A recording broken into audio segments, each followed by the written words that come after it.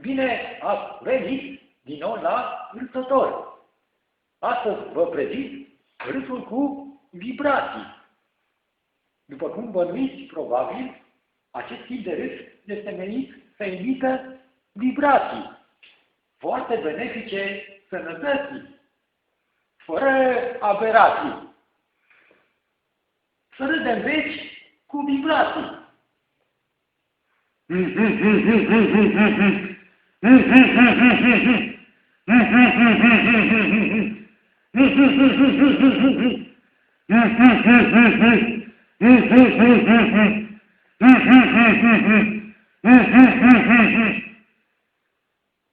Acesta a fost râsul cu vibrații.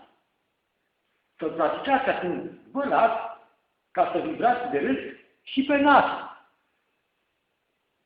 Și acestea fiind râse, vă spun la râs, vedere și nu uitați.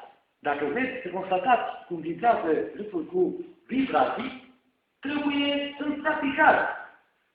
Adică să râdeți. De dor să râdeți.